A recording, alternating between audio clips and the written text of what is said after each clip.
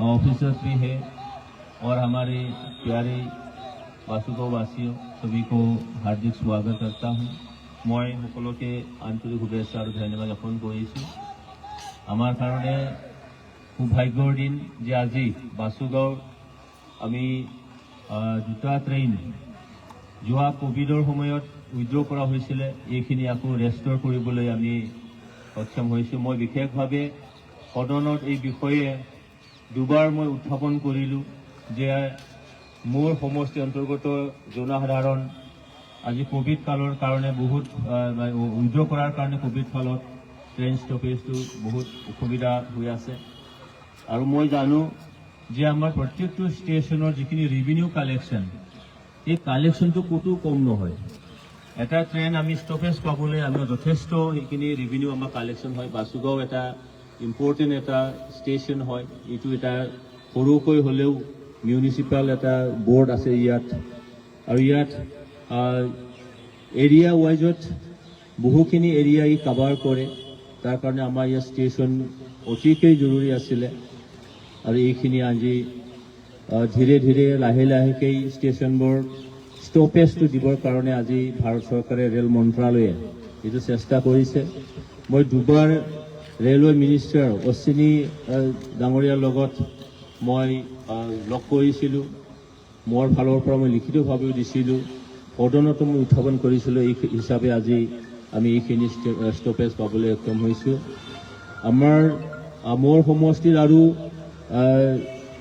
ধুবুৰীৰ ফালৰ পৰা চিপকাই হৈ পৰ্বতজোৰা হৈ এনেকৈ ট্ৰেইন আহে, কিন্তু তেওঁলোকৰ বিয়লি বেলাত ৰিটাৰ্ণ ট্ৰেইন তেখেতসকলৰ নাই। একদমবাৰে ভোৰ ৰাতিত তেওঁলোকৰ মানে ট্ৰেইন গুচি যায়। তাৰ কাৰণে তেখেতসকলৰ এটা ডিমাণ্ড আছে, वो जो धुबरी से आई हुई जो ट्रेनें हैं उनका सुबह में ट्रेन है, लेकिन वापस जाने का उनका प्रावधान नहीं है। तो उनका बहुत सारे ये मांगे हैं, जोरदार उन्होंने मांग किया है। पिछली बार कुकराझार में जो अमृत भारत ट्रेन को हमने फ्लैग ऑफ किया था, उसी टाइम एडीएम साहब को मैंने बोला था और पब्लिक की तरफ से भी मेमोरेंडम दिया गया है। मैं आशा करता हूं कि वो ट्रेन जल्दी शुरू किया जाए। और कुकराझार एक हमारे लिए इसमें काउंसिल है, बोडोलैंड टेरिटोरियल काउंसिल जो है, एक काउंसिल का हेडक्वार्टर है जहां 2 यूनिवर्सिटीज है। एक टेक्निकल इंस्टीट्यूट है CIT बोल के, और वह मेडिकल कॉलेज है, और कैंसर इंस्टीट्यूट है, टाटा मेमोरियल कैंसर इंस्टीट्यूट एक है, और बहुत सारे एजुकेशनल हब ये है कुकराझार। और पास में ही सलाखती NTPC है, वहाँ फ्रिक्वेंटली यहाँ जो VIP विजिट होते रहते हैं। और कैंसर इंस्टीट्यूट हो गया, मेडिकल कॉलेज यूनिवर्सिटीज जो है, वहाँ रोगियों के आना जाना होता है, बीमारियों के आना जाना होता है। यूनिवर्सिटी जो है इसमें स्टूडेंट्स लोग आते जाते हैं, इसलिए उन सभी को मद्देनजर रखते हुए और इस काउंसिल के हेडक्वार्टर होने के नाते कुकराझार में सभी ट्रेनों का स्टॉपेज होना बहुत ही जरूरी है। और कुकराझार से मतलब हमारे यहाँ से खास करके साउथ बाउंड ट्रेन, जैसे कि चेन्नई में जो अपोलो हॉस्पिटल जो है, वहाँ बहुत सारे बीमारियाँ लोग जाते हैं।